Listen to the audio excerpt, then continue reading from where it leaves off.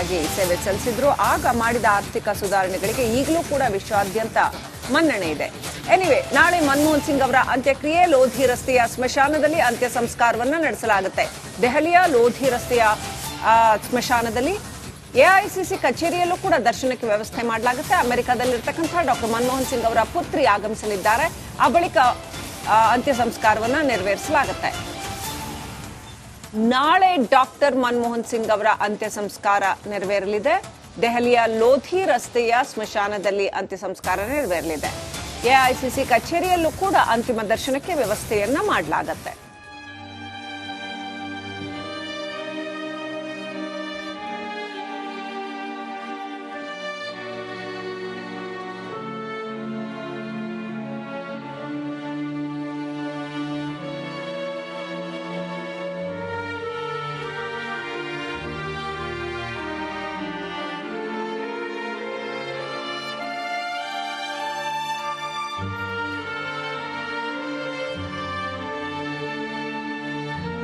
ಸಾಮಾಜಿಕ ಆರ್ಥಿಕ ಕ್ಷೇತ್ರದ ತಮ್ಮ ಅದ್ವಿತೀಯ ಸಾಧನೆಗಳಿಂದಾಗಿ ಅಪಾರ ಜನಮನ್ನಣೆಯನ್ನ ಡಾಕ್ಟರ್ ಮನಮೋಹನ್ ಸಿಂಗ್ ಅವರು ಗಳಿಸಿದ್ರು.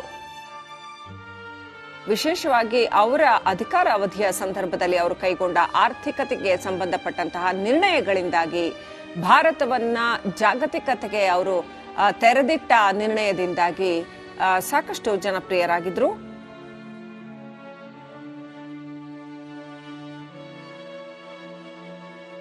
ಜಗತ್ತಿನಾದ್ಯಂತ ಅನೇಕ ಹಿರಿಯ ರಾಜಕಾರಣಿಗಳ ವಿಶ್ವಾಸವನ್ನ, ನಾಯಕರುಗಳ ವಿಶ್ವಾಸವನ್ನ ಅವರು ಗಳಿಸಿದ್ರು. ಡಾಕ್ಟರ್ ಮನಮೋಹನ್ ಸಿಂಗ್ ಅವರಿಗೆ 92 ವರ್ಷ ವಯಸ್ಸಾಗಿತ್ತು. ಉಸಿರಾಟದ ಸಮಸ್ಯೆಯಿಂದ ಬಳಲ್ತಾ ಇದ್ರು ಅಂತ ಹೇಳಲಾಗಿತ್ತು. ಜೊತೆಗೆ ವಯೋಸಹಜ ತೊಂದರೆಗಳು ಕೂಡ ಇದ್ವು. ಹಾಗಾಗಿ ನಿನ್ನೆ ದೆಹಲಿಯ ಏಮ್ಸ್ನಲ್ಲಿ ಕೊನೆಯುಸಿರೆಳೆದಿದ್ದಾರೆ. ಪಕ್ಷಾತೀತವಾಗಿ ಅನೇಕ ಮುಖಂಡರುಗಳು ಬರ್ತಾರೆ. ಡಾಕ್ಟರ್ ಸಿಂಗ್ ನಿಧನದಿಂದಾಗಿ ಆ ಒಂದು ಶೋಕಕ್ಕೋಸ್ಕರ ಬೆಳಗಾವಿಯಲ್ಲಿ ನಡೀತಾ ಇರತಕ್ಕಂಥ ಗಾಂಧಿ ಅಧಿವೇಶನ, ಕಾಂಗ್ರೆಸ್ ಗಾಂಧಿ ಅಧಿವೇಶನ ಏನು ನಡೀತಾ ಇತ್ತು ಅದನ್ನ ಕೊನೆಗೊಳಿಸಲಾಗಿದೆ. ಕೆಲವೇ ನಿಮಿಷಗಳಲ್ಲಿ ಸಿಂಗ್ಗೆ ಶ್ರದ್ಧಾಂಜಲಿಯನ್ನು ಅರ್ಪಿಸಲಾಗುತ್ತೆ. ರಾಜ್ಯ ಕಾಂಗ್ರೆಸ್ ವತಿಯಿಂದ ಬೆಳಗಾವಿಯಲ್ಲಿ ಶ್ರದ್ಧಾಂಜಲಿ ಅರ್ಪಿಸಲಾಗುತ್ತೆ. ಕೆಪಿಸಿಸಿ ಅಧ್ಯಕ್ಷ ಡಿಕೆ ಶಿವಕುಮಾರ್ ಅವರ ನೇತೃತ್ವದಲ್ಲಿ ಶ್ರದ್ಧಾಂಜಲಿ ಅರ್ಪಿಸಲಾಗುತ್ತೆ. ಡಾಕ್ಟರ್ ಸಿಂಗ್ ನಿಧನದಿಂದಾಗಿ ಕೈ ಅಧಿವೇಶನವನ್ನ ಮೊಟಕುಗೊಳಿಸಲಾಗ್ತಾ ಇದೆ. ಮುಖಂಡರುಗಳೆಲ್ಲ ಈಗ ಅವರಿಗೆ ಶ್ರದ್ಧಾಂಜಲಿ ಅರ್ಪಿಸೋದಕ್ಕೆ ತೆರಳಬೇಕಾಗತ್ತೆ, ದೆಹಲಿಗೆ ತೆರಳಬೇಕಾಗತ್ತೆ, ಅವರಿಗೆ ಅಂತಿಮ ನಮನಗಳನ್ನ ಸಲ್ಲಿಸೋದಕ್ಕೆ ತೆರಳಬೇಕಾಗತ್ತೆ.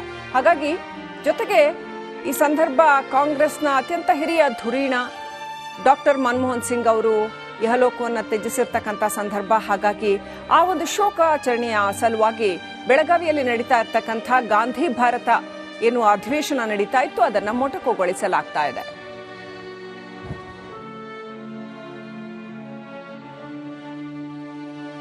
ದೃಶ್ಯಗಳಲ್ಲಿ ಮತ್ತೊಂದು ಕಡೆ ನೋಡ್ತಾ ಇದ್ದೀರಾ, ಬೆಳಗಾವಿಯಲ್ಲಿ ಭಾವಪೂರ್ಣ ಶ್ರದ್ಧಾಂಜಲಿ ಡಾಕ್ಟರ್ ಮನಮೋಹನ್ ಸಿಂಗ್ ಅವರಿಗೆ ಸಲ್ಲಿಸ್ತಾ ಇರತಕ್ಕಂಥದ್ದು.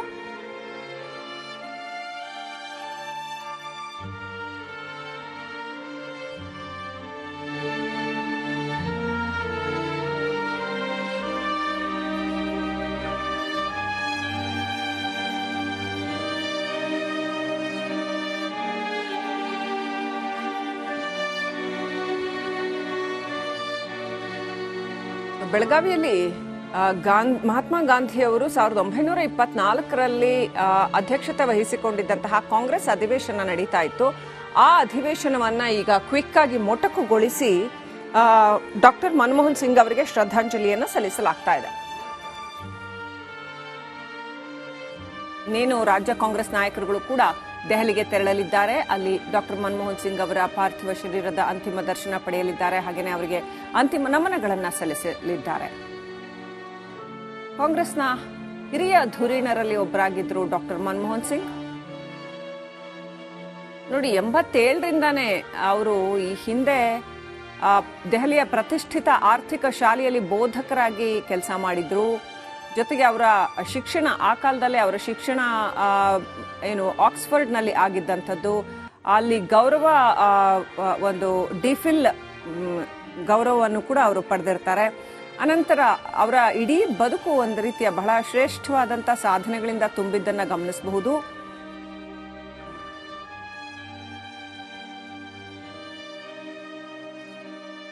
ಮಾಜಿ ಪ್ರಧಾನಿ ಮನಮೋಹನ್ ಸಿಂಗ್ ಅವರು ನಿನ್ನೆ ರಾತ್ರಿ ನಿಧನರಾಗಿದ್ದಾರೆ.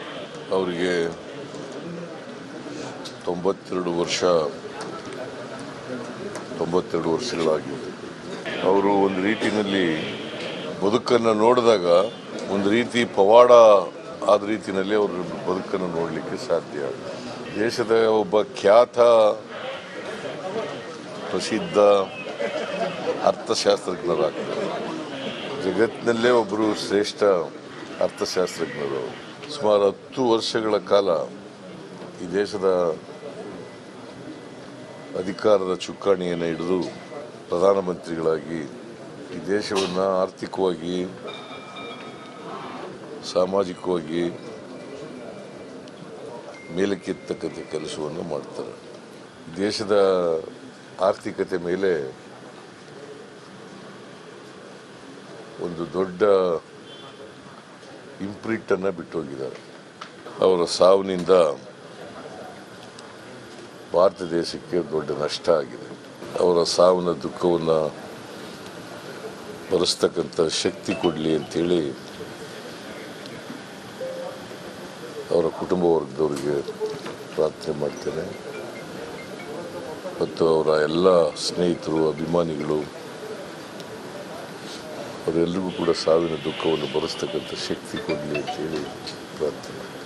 ಮಾಜಿ ಪ್ರಧಾನಿ ಮನಮೋಹನ್ ಸಿಂಗ್ ಅವರು ನಿನ್ನೆ ರಾತ್ರಿ ನಿಧನರಾಗಿದ್ದಾರೆ. ಅವರಿಗೆ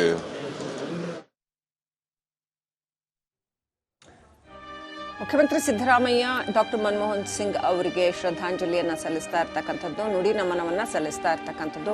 ಅವರ ಜೀವನ, ಡಾಕ್ಟರ್ ಮನಮೋಹನ್ ಸಿಂಗ್ ಅವರ ಜೀವನ ಎಂಥ ಶ್ರೇಷ್ಠವಾಗಿತ್ತು ಅನ್ನೋದನ್ನ ಮೆಲುಕು ಹಾಕಿದ್ರು ಸಿದ್ದರಾಮಯ್ಯನವರು.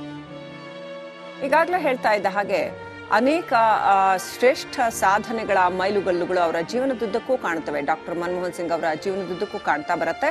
1991ರಿಂದ 96ರವರೆಗೆ ಭಾರತದ ಹಣಕಾಸು ಸಚಿವರ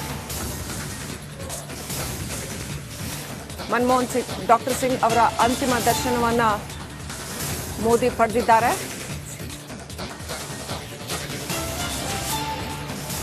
ಕೇಂದ್ರ ಸಚಿವರಾದ ಅಮಿತ್ ಶಾ ಮತ್ತು ಜೆಪಿ ನಡ್ಡಾ ಸಾಥ್ ಕೊಟ್ಟಿದ್ದಾರೆ. ಡಾಕ್ಟರ್ ಸಿಂಗ್ ಅಂತಿಮ ದರ್ಶನವನ್ನ ಪಡೆದಿದ್ದಾರೆ ಪ್ರಧಾನಿ ಮೋದಿ. ಮನಮೋಹನ್ ನಿವಾಸದಲ್ಲಿ ಅಂತಿಮ ದರ್ಶನವನ್ನ ಪಡೆದಿದ್ದಾರೆ. ದೆಹಲಿಯ ಮೋತಿಲಾಲ್ ರಸ್ತೆಯ ಸಿಂಗ್ ಅವರ ನಿವಾಸದಲ್ಲಿ ಪ್ರಧಾನಿ ಮೋದಿ ಡಾಕ್ಟರ್ ಮನಮೋಹನ್ ಸಿಂಗ್ ಅವರ ಅಂತಿಮ ದರ್ಶನ ಪಡೆದು ಅಂತಿಮ ನಮನಗಳನ್ನು ಸಲ್ಲಿಸಿದರು.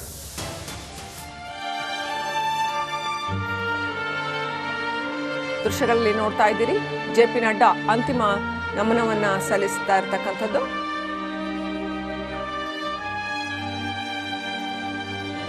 ಹಾಗೆಯೇ ಕೇಂದ್ರ ಗೃಹ ಸಚಿವ ಅಮಿತ್ ಶಾ ಕೂಡ ಜೊತೆಗಿದ್ದಾರೆ. ಇನ್ನು ದೇಶಾದ್ಯಂತ ಅನೇಕ ಗಣ್ಯರು, ವಿದೇಶಗಳಿಂದಲೂ ಕೂಡ ಅನೇಕ ಗಣ್ಯರು ಆಗಮಿಸಿ ಅಂತಿಮ ದರ್ಶನವನ್ನ ಪಡೀತಾರೆ. ಪಕ್ಷಾತೀತವಾಗಿ ಅನೇಕ ನಾಯಕರುಗಳು, ಯಾಕಂತಂದ್ರೆ ಕನಿಷ್ಠ 4 ದಶಕಗಳ ರಾಜಕಾರಣದ ಬದುಕು ಡಾಕ್ಟರ್ ಮನಮೋಹನ್ ಸಿಂಗ್ ಅವರದ್ದು. ಅವರನ್ನ ರಾಜಕಾರಣಿ ಅನ್ನೋದಕ್ಕಿಂತ ಹೆಚ್ಚಾಗಿ ಆರ್ಥಿಕ ತಜ್ಞರಾಗಿ ನೋಡಿದವರೇ ಹೆಚ್ಚು. ಹಾಗಾಗಿ